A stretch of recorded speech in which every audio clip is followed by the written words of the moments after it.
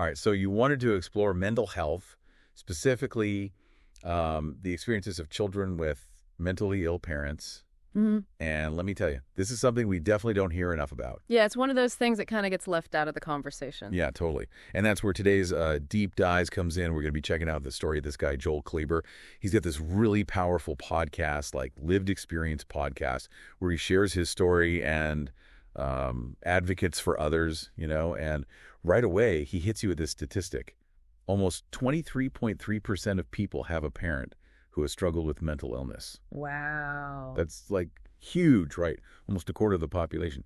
It really made me think about just how many people are going through this, often without anyone even knowing. Yeah, it really highlights the ripple effect that mental illness has. It's not just about the individual, it's about the whole family. Totally. And Joel's story, it really brings that to life. He talks about growing up with a single mother who had bipolar 1.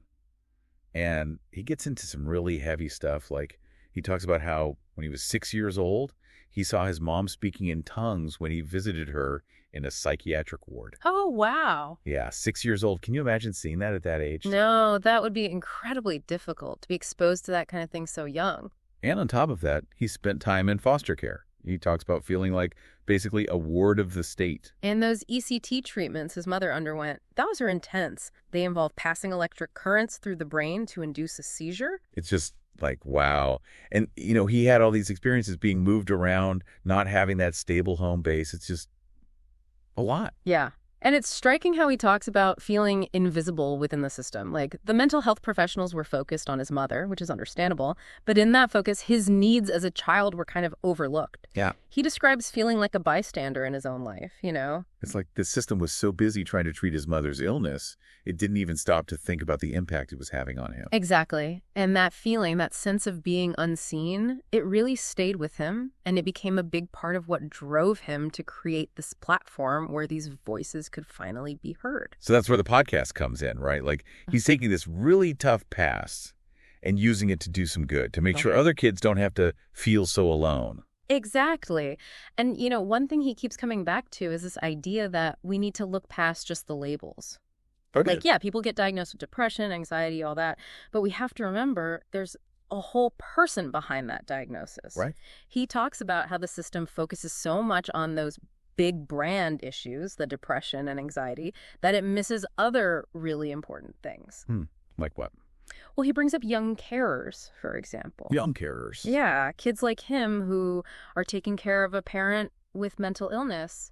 They're dealing with so much, but there's not really any support specifically for them. That's true. I never really thought about that. It's a blind spot, And he's not just complaining. He actually wants people to do something about it. Yeah. He's always saying support organizations that are helping, like the Satellite Foundation. The Satellite Foundation, what's that? Yeah. So they're this Australian group, and they're like a lifeline for young carers and their families. They do counseling, support groups, education programs, all sorts of stuff to help these kids. Oh, wow. That's amazing. Yeah, and Joel talks about them really positively. He sees the difference they make. I like that. It's one thing to point out a problem, but he's actually saying, here's a solution, get involved. Exactly. He's all about action. Yeah.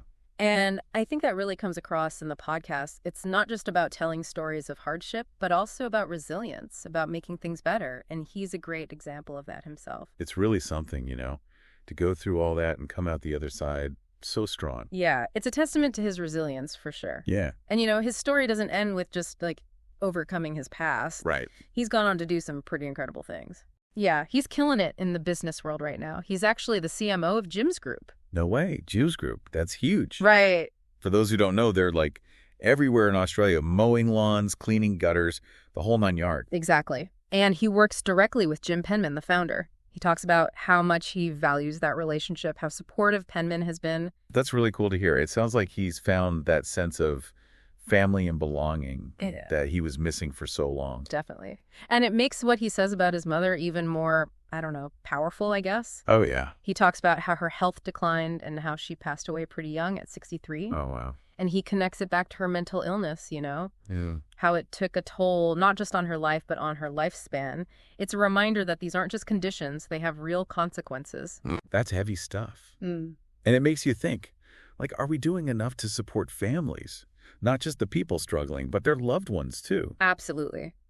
We need to look at the whole picture. And I think that's what's so important about Joel's story. He challenges us to think differently, to go beyond those easy labels and really see the impact on everyone involved. He's asking the tough questions, for sure.